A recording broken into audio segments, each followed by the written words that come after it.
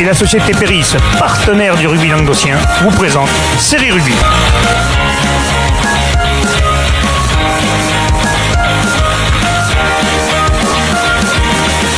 Bonjour à tous et bienvenue sur Série Rugby, votre émission sur le rugby languedocien de la Régionale 3 à la Fédérale 1 et même sur le rugby catalan. Cette semaine après la fête de l'Anchois, on reçoit deux beaux merlans catalans. Pierre. Bonjour Bubu. Enchanté. Nika. Bonjour Bubu. Nos amis correspondants, journalistes à l'Indépendant Perpignan qui nous font l'honneur cette semaine de participer à nos émissions. On apprécie le déplacement à Béziers. Ouais, voilà. Vous n'êtes pas venus pour rien quand même. On va boire un coup et casser la croûte ensemble quand même. On se déplace jamais à vide. Voilà, bien raison. Sache-le. On va attaquer de suite avec les demi-finales de Régional 3. Allez, Régional 3, on a 3 équipes qualifiées, 2 rencontres qui nous intéressent.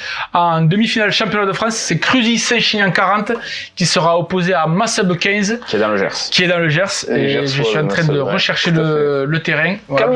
À Calmont, voilà, à côté de Toulouse. Masseb qui avait été sorti, il me semble, en Occitanie par Canet Dodd et une équipe qui se remonte cette année et qui était à plus haut niveau les années précédentes. Régional 1, qui est là pour gagner des titres. Voilà. Et alors on nous a beaucoup parlé cette saison de Canet qui n'était pas monté.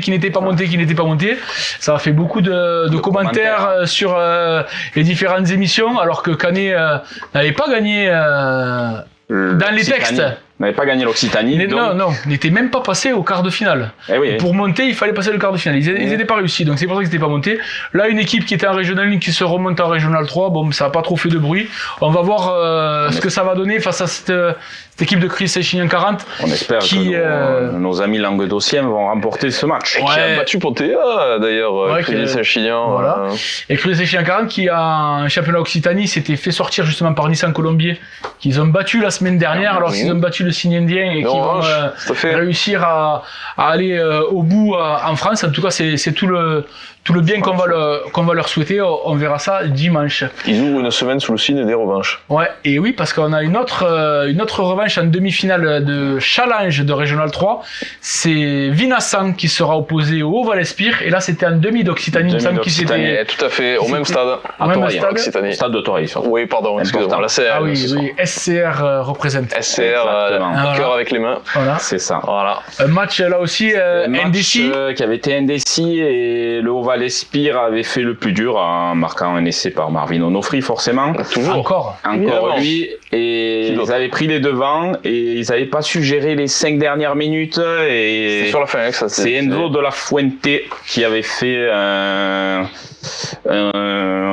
petit rush. Une course, un gros rush magnifique sur le côté droit du terrain qui était allé marquer, qui avait offert la victoire aux Audois de Vinassan. Et ça s'était fini à 36-27. Pierre, tu étais témoin d'ailleurs ce jour-là. J'étais au match, mais là du coup pour cette demi-finale de challenge, il y aura 2 absents. Petite mauvaise nouvelle pour nouvelle au Val-Espire qui avait déjà perdu son capitaine Flores, qui ne sera toujours pas rétabli, et Vinassan qui perd Enzo de la Fuente qui a pris un carton bleu la semaine dernière. Flores, ça me parle. C'est le frère d'Alexandre Flores qui est le capitaine de série. C'est ce que j'allais te demander. Troisième ligne serrée. Et Vinassan avec Enzo de la Fuente a pris son carton bleu, c'est sûr. Il restera Lucas de la Fuente. Oui, il restera déjà pas mal. Bon, il y en a d'autres, t'inquiète pas. Et cette rencontre, ça se jouera à Elne, au stade de Maurice. On l'a dit déjà mercredi, c'est vrai. Il devrait y avoir du monde. Il devrait y avoir beaucoup de monde. Oui, bien sûr. On va continuer avec la Régionale 2. Allez, Régional 2, ce sera les quarts de finale. Et là, on a 2 représentants. Enfin, un qu'on a plus l'habitude de suivre, c'est l'US Millas, qui sera opposé à Espalion, les Aveyronnais, qui se sont défaits il y a 15 jours à Millau de Bédarieux. Ils n'étaient pas favoris. Et là, ils reprennent un gros morceau. Ils reprennent les hommes de Dédé Falliou après cette semaine de repos. Et le match se jouera à Clermont-Lérault. À Clermont-Lérault.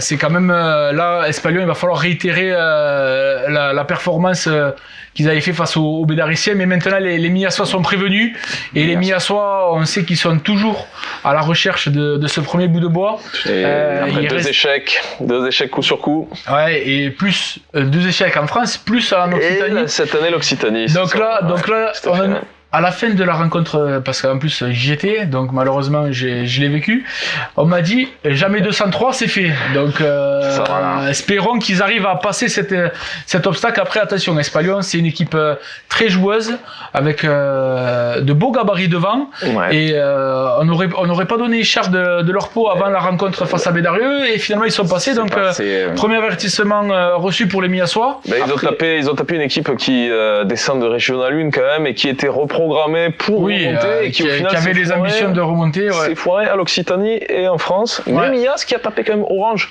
invaincu avant ce match. Donc faut le préciser, des bonnes chances. Mais il y a l'absence à déplorer de leur capitaine Laurent Bosque qui s'est blessé. C'est pas remis. C'est pas remis non. Et normalement, d'après ce que j'ai lu, il serait peut-être présent pour la finale. Donc si tout va bien. Si tout va bien. Et du coup, je pense que ses coéquipiers vont vouloir faire l'effort d'aller en finale pour lui offrir. Il est plutôt jeune, Laurent Bosque, donc du coup, lui offrir une finale. Et je pense que Christophe Pérez, le Torian, sera... Le Marrakchi. Le Marrakchi. Le sorcier. Il était à Marrakech cette semaine. Il était à Marrakech. Je sais pas si tu as vu le commentaire de Christophe Porcuin dessous. Oui, j'ai vu. Il s'est demandé si c'était pas Teddy Riner de dos, mais bon, on n'y reviendra pas dessus. Non, mais ça prête à confusion. Ça prête à confusion. Mais du coup, je sais que Pep fera en sorte de motiver son équipe pour offrir à Laurent une finale. D'ailleurs, un petit message aussi aux dirigeants d'Espalion. Pensez à m'envoyer un petit message pour la caméra VO, on en a beaucoup parlé. On devait se revoir après le match et moi j'ai entamé le live, on n'a pas eu le temps. Donc en MP sur la page, je vous donnerai toutes les informations. Et Bubu, tu parlais du jamais 203, Mias du coup, qui peut rallier sa troisième peut-être finale. Championnat de France. Il faut. Ah oui, c'est vrai que ça ferait jamais 203 aussi. Ça ferait jamais 203 Il aussi. manque encore et il y a deux étapes. Il y a deux matchs, mais bon, pourquoi pas. On passe maintenant au quart de finale de Challenge de Régional 2. Là aussi, on a un beau derby entre Catalans. Ça tombe bien que vous soyez là. C'est bizarre que vous soyez là d'ailleurs. C'est un hasard ça. Le hasard fait bien. Entente de la tête, US contre chose, ça se jouera à serré au stade Fond de Cave. Et là, ça va être une belle fête pour tout le rugby catalan parce que. La feria avant l'heure. Ouais, c'est ça. C'est surtout pas la fête. En avant-match surtout. C'est pas la fête de l'Anchois, ils l'ont passé la semaine dernière. J'espère qu'ils l'ont bien digéré l'Anchois. C'est pas le voyage de fin d'année à Malaguf aussi également. C'est ça, donc les deux équipes ont bien préparé avec un week-end bien festif, ils ont bien soudé les liens. De ce côté-là, ils sont même partout. Ils sont franchement même partout, balle au centre, après serré. Ça avait donné quoi en championnat, vous vous rappelez? Alors en championnat, la tête avait gagné chez elle et la tête... Il y avait nul parce que du coup la Côte avait gagné le match retour. Voilà, Pézia avait envoyé une équipe un peu diminuée, mais ça fait un partout, donc ça sera la belle. Ça sera la belle, et ouais, là c'est important pour aller essayer de gratter un bouclier. On sait que l'entente de la tête... On aura un Catalan en demi. On aura un Catalan en demi-finale. Et ce que je te disais la semaine dernière que tu as passé, c'est que le comité a voulu le faire à serré, comme c'est un village un peu reculé, pour leur offrir des phases finales, parce que sinon, s'il n'y a pas des matchs comme ça... C'est vrai qu'en pays catalan, c'est difficile de programmer des matchs là-bas, parce que ça fait faire un détour à tout le monde de descendre jusque-là. J'espère qu'ils iront... En plus. J'espère qu'ils iront au Café Le France voir Étienne Viguier, le second ligne de Prades, qui a repris le café. S'il paye des coups, il n'y a pas de raison. Bien sûr, Étienne est un gentil garçon. Pour l'ouverture. Deuxième rencontre qui nous intéresse en quart de finale Challenge Régional 2, c'est le RC Alaric qui sera opposé à Rugby Sud 77, donc un club certainement de la région parisienne. Val-de-Marne. Et Alaric, Seine-et-Marne. Il y a tellement de Marne, c'est compliqué. Ça se jouera à Ploza dans le 63. Le 63 qui est le département auvergnat, le Puy-de-Dôme. Le Puy-de-Dôme. Un prof d'histoire géo quand même. Un vrai Michelin. Heureusement. J'ai mon fils qui est allé en sortie. Au Puy-de-Dôme. Et donc, Alaric est vraiment sur une belle lancée dans ce challenge qui met des beaux scores à chaque match. Ils sont sur une moyenne, on l'a dit il y a 15 jours, une quarantaine de points. Bon, là, on est en quart de finale. Alors, il va peut-être falloir, ça va peut-être baisser un petit peu. Mais ils sont quand même bien lancés, nos amis d'Alaric. Alaric qui a perdu la finale du challenge contre la tête. Voilà, tout à fait. 24-22 de tête, mais tout à fait, tout à fait. Alaric qui sera revanchard sans doute. Non, c'était en demi. En demi, 24-22, tout à fait, mais oui, le RC rouge. La tête, c'était un point. Exactement, c'était comme ça le rouge. On va passer maintenant au quart de finale de Régional 1. Avec Corbière 15 qui sera opposé à Maubourguet. C'est le match d'avant, Renaud. Et ça sera à Riem. À Riem. Corbière-15-Maubourguet, remake de la demi-finale Occitanie de cette saison. Où Corbière-15 s'était imposé. Et il s'était imposé 18-12. 18-12, là c'est... leur premier match serré de la saison quand même. C'était leur premier match serré, donc là il va falloir s'employer. On sait que contre Saint-Sever, ils avaient passé la barre jusqu'à 40 à 29. Là, il va falloir... C'était un match qui avait été chaud parce qu'il y avait eu 2 cartons rouges à la 80e.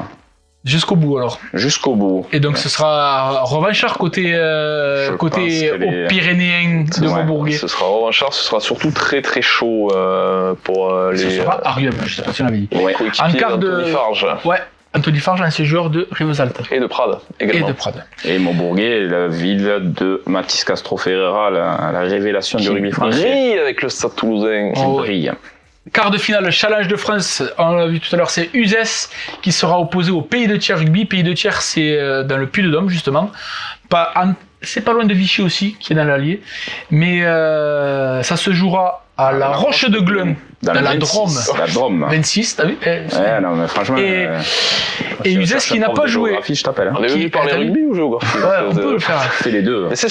Uzès qui n'a pas joué le tour précédent parce que leur adversaire a déclaré forfait. Ouais, dans la banlieue de Grenoble là, avait déclaré forfait. De Goldalen. Oui, c'est vrai. C'est vrai que sur ces matchs de championnat de France, si tu peux pas jouer ou si tu dois pas jouer, soit laisser la place au précédent. Voilà, ça aurait été bien parce qu'en plus, manque de bol entre guillemets pour Uzès. Ok, ils ont pas joué, ils ont pas de blessés, ils ont pas de suspendus, mais en plus la semaine d'après, semaine de repos. Donc là, ça fait 15 jours sans jouer. On est quand même en quart de finale, ils vont pas jouer contre des peintres. Il va falloir réussir à avoir un peu de gaz pour assurer cette rencontre. Retrouver les automatismes. Autant si la Côte et la Tête avaient fait forfait ce week-end, on aurait compris. Autant là, c'est vrai que c'est difficile. Après 2 semaines. Fête de l'Anchois et Malaguf ou Magalouf?